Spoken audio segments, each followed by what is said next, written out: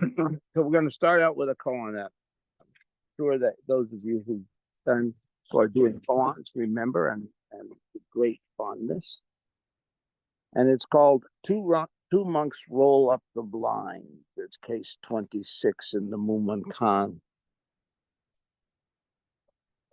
And the case is like this. A monk once went to Daihogan of Seiryo before the midday meal to ask for instruction. Hogan pointed to the bamboo blinds with his hand. At that moment, two monks who were there went over to the blinds and rolled them up in the same manner. Hogan said, "One has gained, one has lost."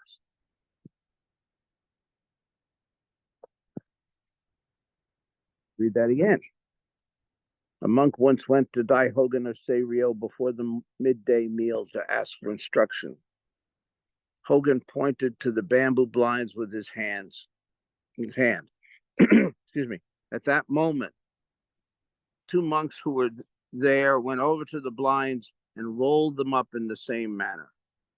Hogan said, "One has gained, one has lost."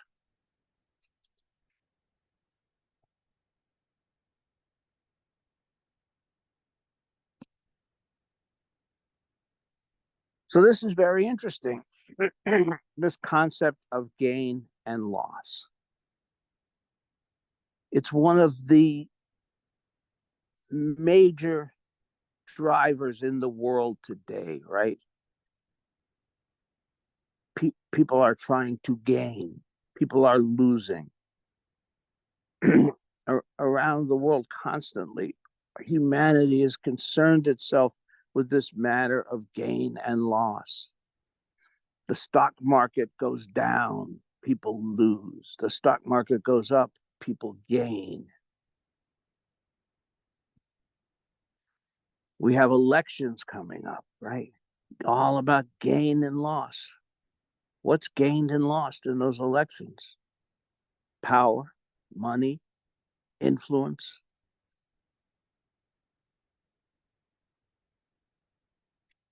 And so there's this constant effort, this constant struggle in all of our lives to gain.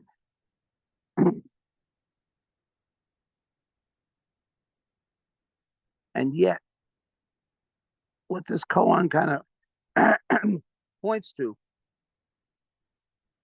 is that gain and loss is an illusion. It's an illusion. We believe that we gain, we believe that we lose, but in fact, nothing really happens.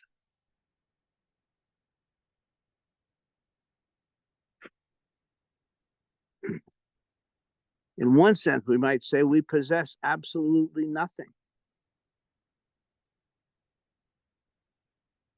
The fact that I have anything is a complete illusion.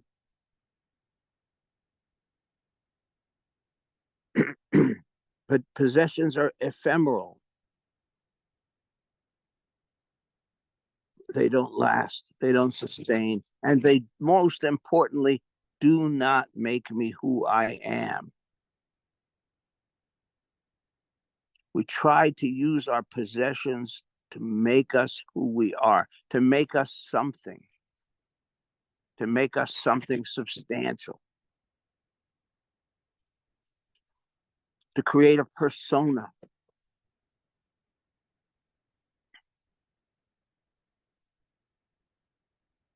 We live in a certain type of place, we drive a certain kind of vehicle, we do a certain kind of work. And we use all of these things to define us. And we imagine that somehow they are us and that we are them.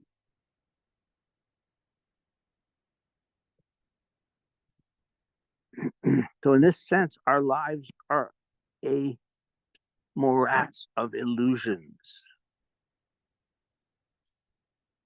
Because we in fact do not possess anything. We do not gain and lose, as Hogan is pointing out with his blinds. And yet we live our lives in pursuit of that. And we further extend it with this idea that, oh, like if I just had the next thing, if I just had a better job, if I just had a nicer house, if I just had a newer car, my life would be good.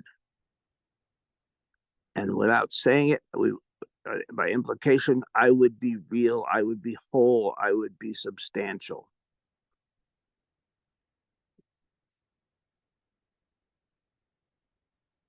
We spend our entire lives pursuing those illusions, for they are just that.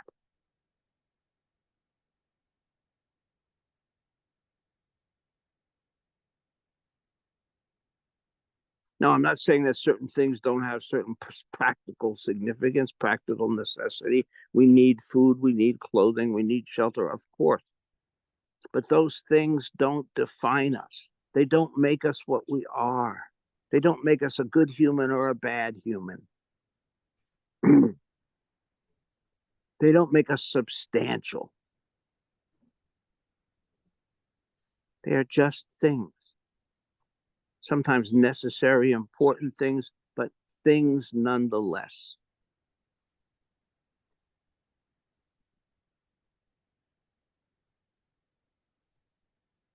And yet we as a species are continually engaged in the insane pursuit of those things.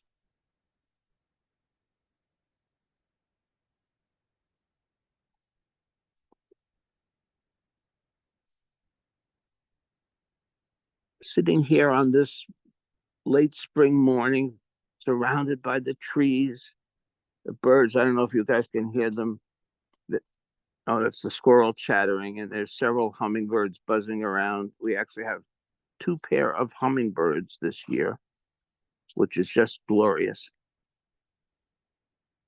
And some flowers and an amazing blue sky. What am I lacking? What is there that I don't have? Well, of course, I could make a list of, well, I don't have a yacht. I don't have a Lamborghini. I don't have a palatial home. Right? And I can create those things into an illusion of lacking. At this moment, I am lacking nothing. My life is absolutely perfect. Could not get better. But in my mind, I can create those deficiencies. I can create an illusion that somehow I need more.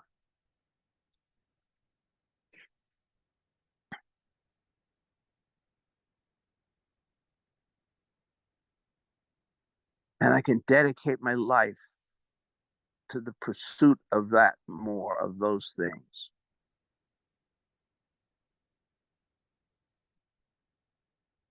And that is the script that the culture wants us to follow. That's not an accident. That's the message that we're given.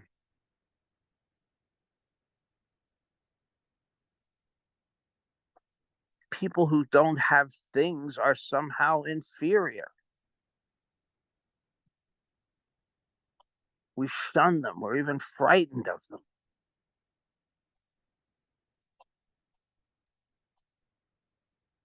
I don't know if you can hear, but I'm really pissing off the squirrel.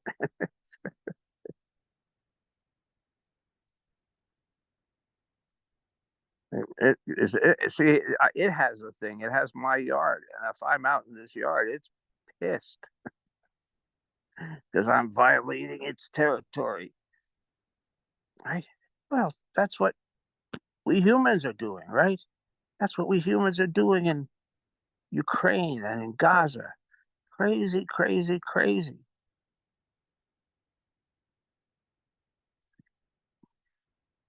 possessions, land, money, power,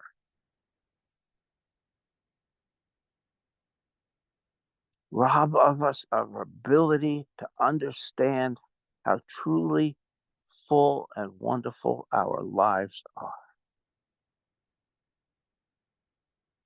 Truly full and wonderful. We and everything around us are perfect and complete.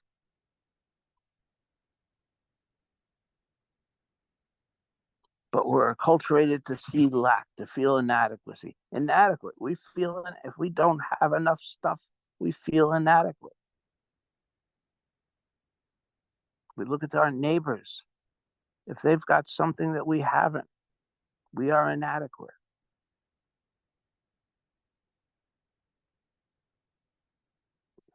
We try to build a human out of a pile of junk.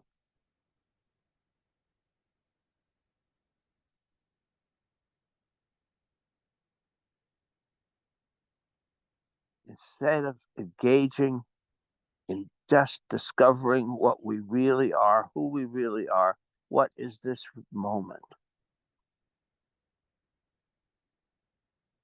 And allowing ourselves to feel the fullness, the abundance that we have, rather than continuously being led to believe that we are lacking.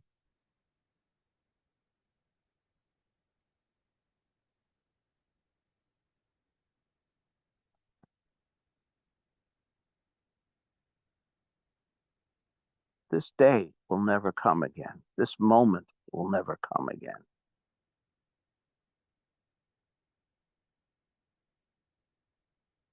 Then encourages us to dig in, to really live, to use what we have, not worry about what we don't have.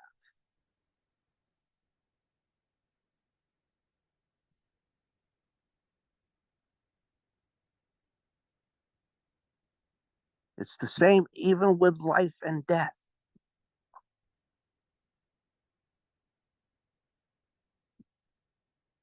We have life, we have this great abundance, we have the fullness of this moment in which we are living, and yet we worry about dying.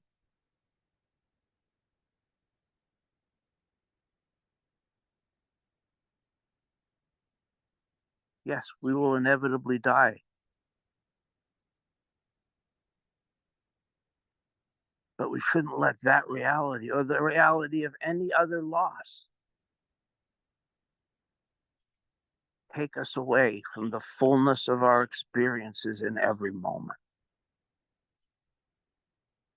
of appreciating our lives, of appreciating the many, many things that we have, infinite.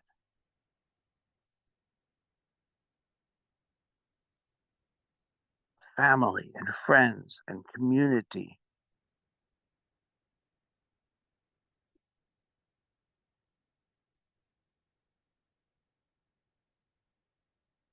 We have the earth and all the many beings that share this earth's walk with us.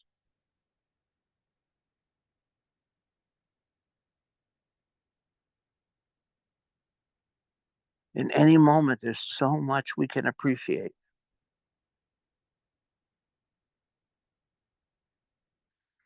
So much we can embrace, so much we can make part of our lives rather than chasing empty, meaningless possessions.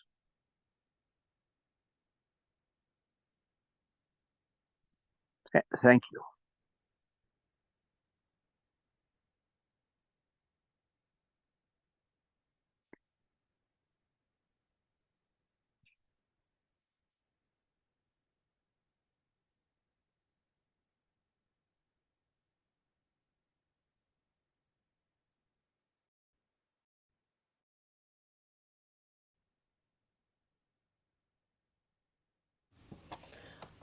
Peter, I have a question. I have recently been aware that I am highly distractible, and I set out to do one simple thing, and I think of, oh, I want to look that up, and I go look it up, and oh, I need to do whatever and whatever, and I'm running to do whatever, and I just very distracted. And I'm, as you're talking about gain and loss, could it also be applied beyond material objects, but also just in our own minds and to do lists and what's realistic to be able to fit into one's day, rather than always looking for, oh, I should do this and this and this, be more productive. So it seems like we can chase meaningless possessions, but I find I can also chase meaningless thoughts, which also take me away from the beautiful reality of where I am. So, would you say this also could apply to not just material possessions, but our own mind process? Well, absolutely. It is all our mind process. The desire for material possessions is that. The Oh, desire true. to accomplish tasks is that. Right? Again, we're always chasing to make ourselves substantial. We're always chasing, and beyond that, we're justifying our existence in this culture. It's like we have to be, there's that humans doing versus humans being. Being is not enough. We've got to do, we've got to accomplish, we've got to create, in order to justify our existence, right? And this is the hungry ghost paradox, right? Because we never reach the point where we're satiated. We chase and we acquire, again, whether it's things or deeds or merit badges, whatever it is, and yet we never feel full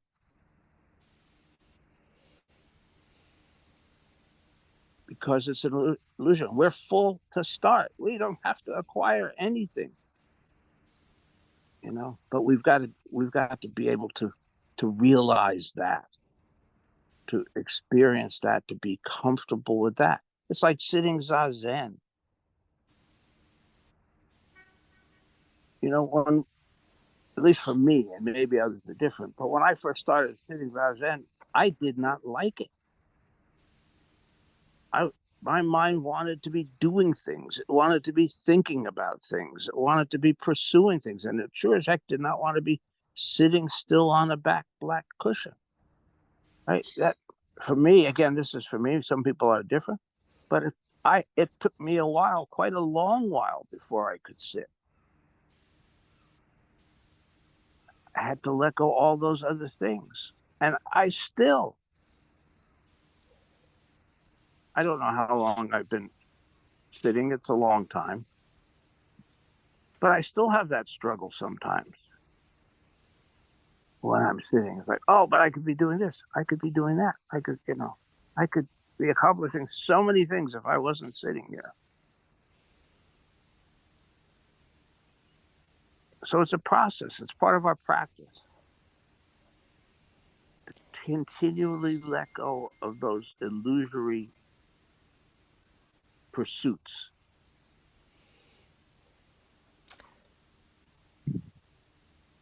Thank you. And so the solution, if there is a solution, is let go.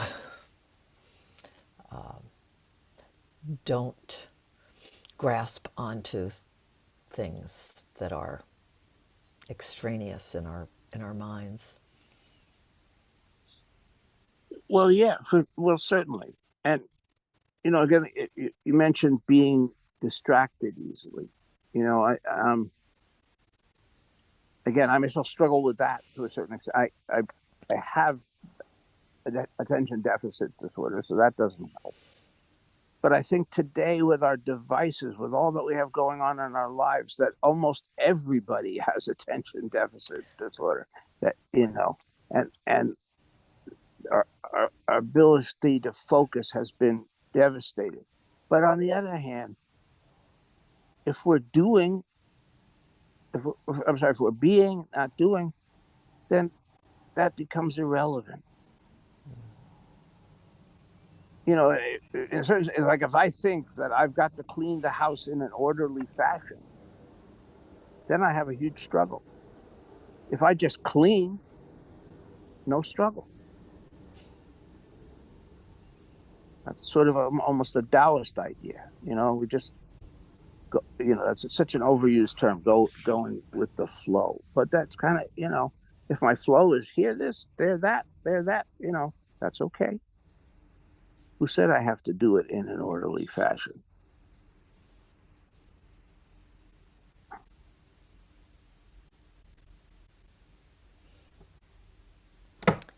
Thank you. I do feel that I have never thought of myself as being attention deficit beyond the normal part.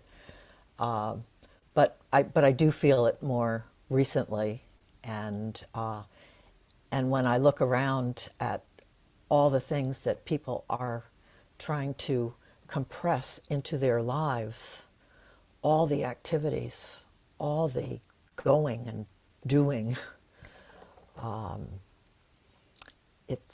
I guess it's no wonder that we're all feeling a little distracted.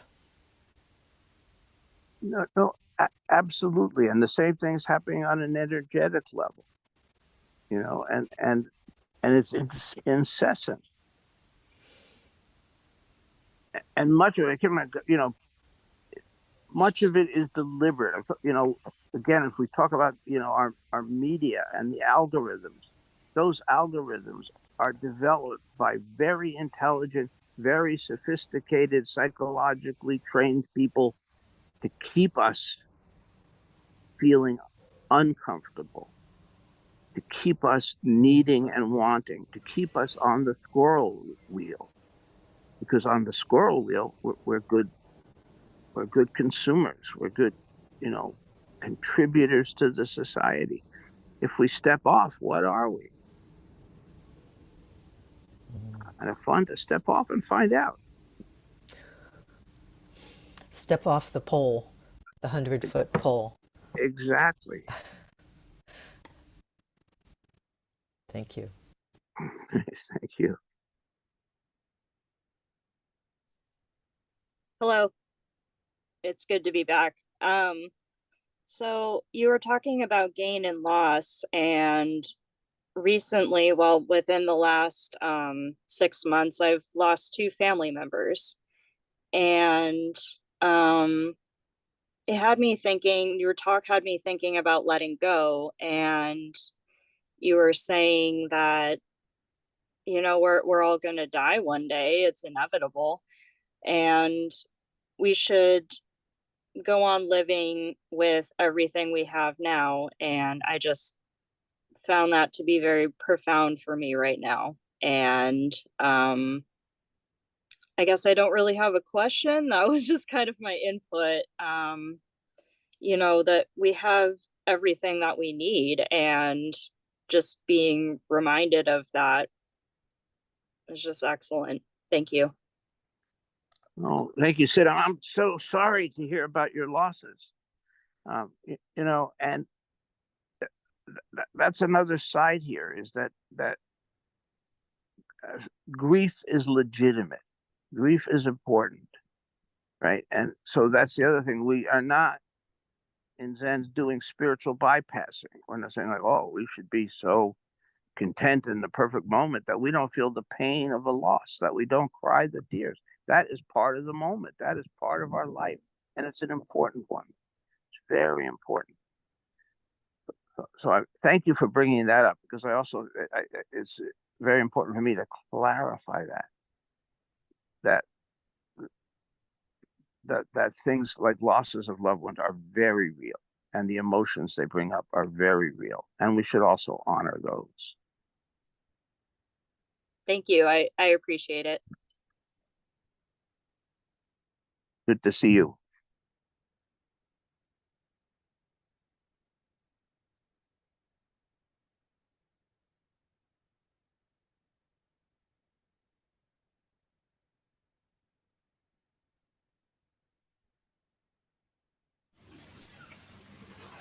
Let's see. So I appreciate the point you brought up, Susan. I live what is for me a very beautiful place, and sometimes, but sometimes I don't appreciate that. But I was sitting on the, outside the other. It was a beautiful morning. I'd just come back from a walk with the dogs, and I was sitting outside having a cup of coffee, and I was immediately started looking at the things I needed to do out there. Like, oh, I think I better prune that plant back. And, oh, I got to get those weeds out of there before they get worse. And, I was just like watching myself doing this and making so many judgments about myself. Why can't you just sit here and be? You know? Um, so, you know, there I have it. I'm I recognize it when I'm doing it, but wow, it was hard to sit there and just be. And I didn't I couldn't even do it for very long. I had to get up and, oh, I got to pull those weeds, and I had to get the trimmers. And so it's been helpful to me to liken that to, I need more of this, or I need more. It's all the same thing, which I've been reminded of here. It's the more, really the disease of needing more. I see it. So thank you, both of you, all of you. Thank you, Kathy.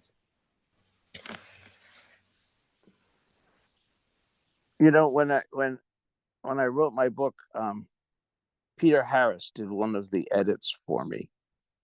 And one of the things he pointed out to me was how many places I had words like should or must or need to, and it was something crazy, like 119 times.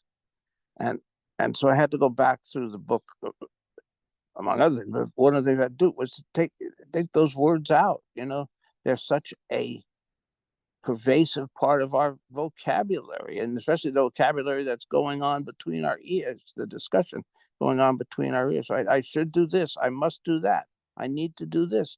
You just pointed to it very, very eloquently, Kathy, and it's a challenge for us all, I think. Isn't it also a matter of balance? I have felt the loss of not having gardens because my back just won't permit it. And so the wild in my beautiful part of the world is just creeping in on me more and more. The knotweed and the sumac. And yesterday, a woodchuck had the gall to pop up right next to my house. So I just have this feeling that wildness is creeping in on me, and I'm just not able to I'm no longer balanced between me and what's going on around me. Sometimes weeding can be an all-consuming and just very satisfying practice. Just being with the weeding, and with the pushing down the weeds. But sometimes I feel just out of balance. And I think that's related to what you're talking about.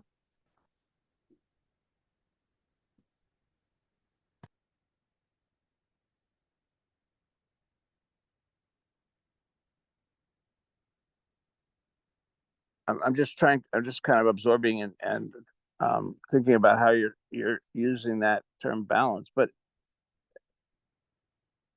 balance is also critical, right? I mean, everything that we're saying has the countervailing point. If we just be and don't do, we die, because we got to get up and make food. We got to clean that, the house. There are things that we also must do. So it's kind of, that you're right, that ultimately it is about balance. If we go completely to one side or the other, then things fall apart. We need both being and doing in a right relationship to one another. And in this culture, we don't understand what that right relationship is. There's so much pressure to do that we lose sight of the importance of being. It's something that kind of is on my mind here. I've taken all this in. So wonderful conversation today for me. Another point, stepping back from that, is that I find that when I'm sitting down and there is nature and it's on the deck, I mean, I can go out and do that, and did yesterday, and have. And understand, as we were just talking about, that, oh gosh, I've got to do the weeding, or I've got to do this, and so all these things encroach. What I find, to kind of my chagrin, is that, and this is quite an admission, I'm uncomfortable with myself. So I'm there, and now what do I do? I mean, I have to let it in, and so I think meditation, sitting, is a good practice. But I find way back somewhere, maybe I'm being busy to escape. And so my work, as I see it, for me, is achieving, I need to use that word, I don't really want to, but letting go to the point of being more comfortable with myself to arrive there. Maybe that's just a matter of practice. But I can put myself in a setting. I can spread out like this, and I can try to open up. But I envy people, honestly, and I thought about that yesterday, who can simply put out their arms and say, "This is the sun," and let it in. And I know there's certainly been times in my life when I've done that, but it seems, right at the moment anyway, difficult. Maybe it has been for a long time. I don't know. Anyway, thank you. Yeah, thank you, Cal. No, I think that's the root of a lot of it. Again, we're robbed of the sense of our own completeness. We're robbed of the sense of our own adequacy, because it's like, no matter how much we do, no matter how successful we are, we're not successful enough. We haven't done enough. We're not adequate enough. That's, again, those are such strong messages that rob us of our contentment, rob us of our fulfillment, rob us our sense of competency.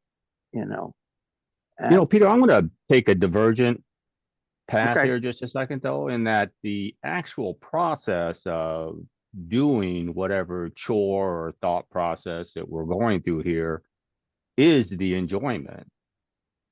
it's not the end, it's the path getting there. You never get to the end, but the fact that the weeds need to come up and I'm a custodian of this, it's my gift back to remove them.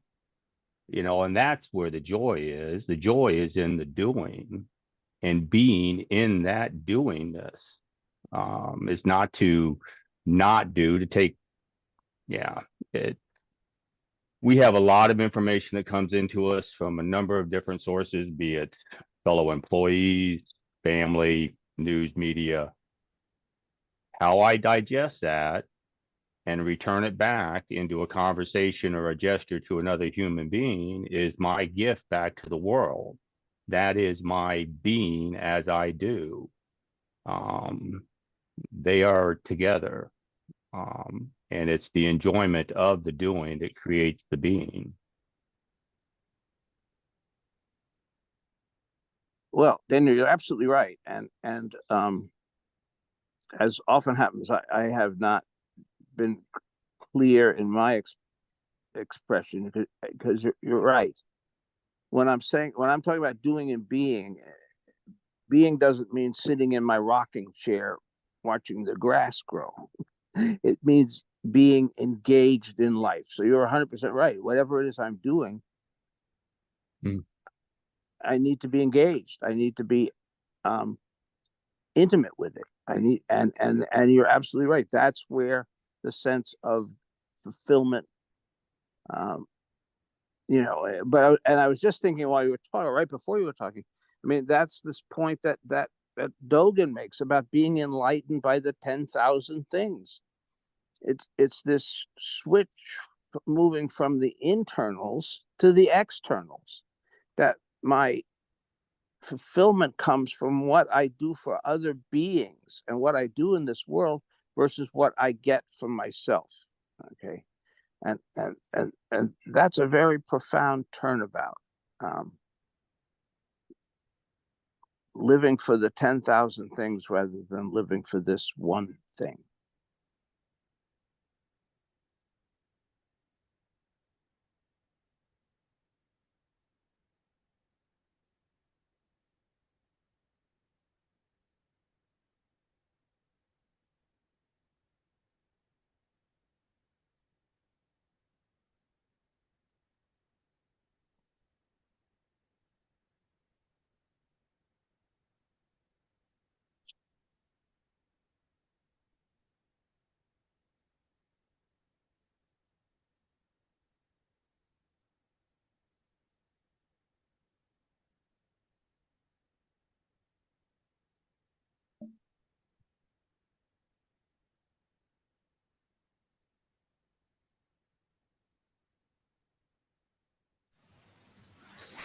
One final thought on the word should, as I age, that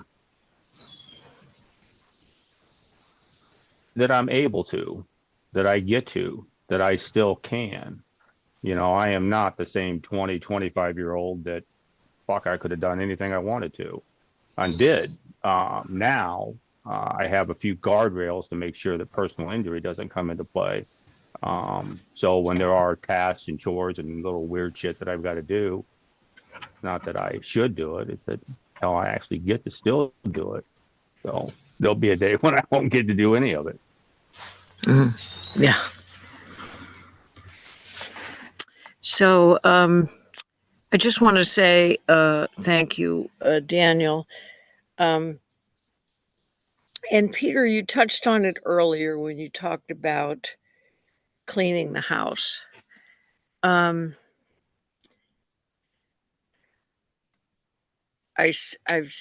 set this order up about how things should be done.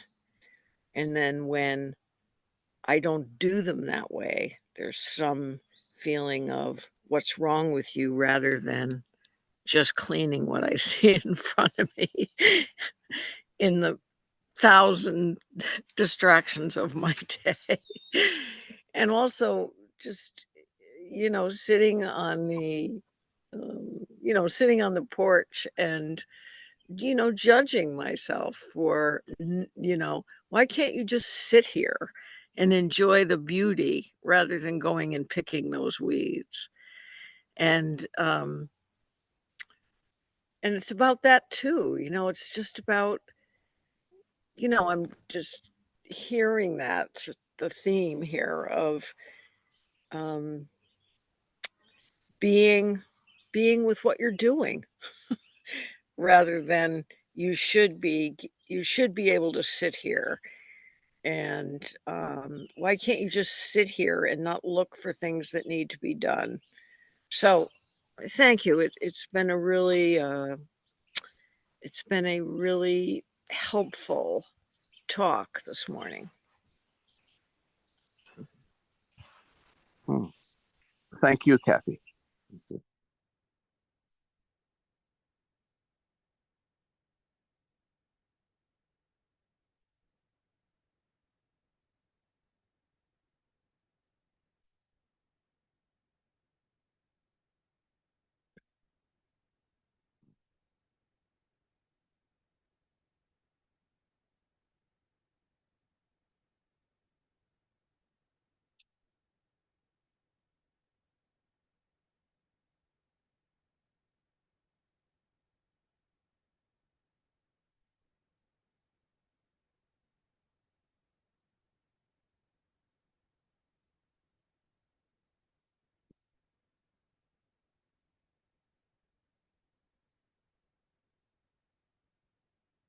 Okay, are we at a point to say our vows?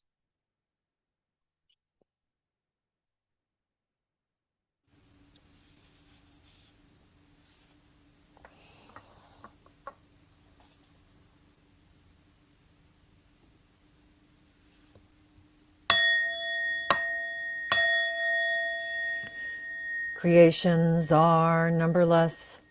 I vow to free them. Delusions are inexhaustible.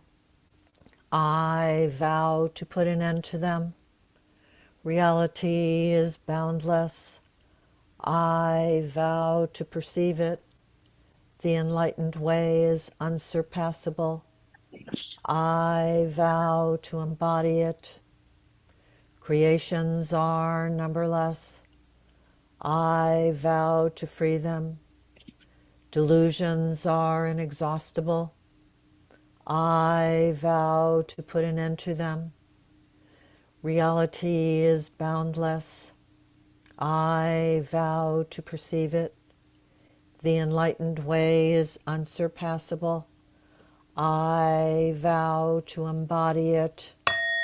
Creations are numberless. I vow to free them. Delusions are inexhaustible. I vow to put an end to them. Reality is boundless. I vow to perceive it.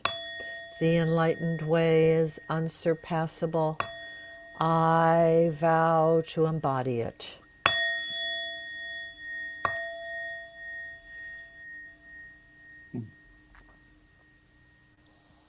Well, thank you so much, everyone.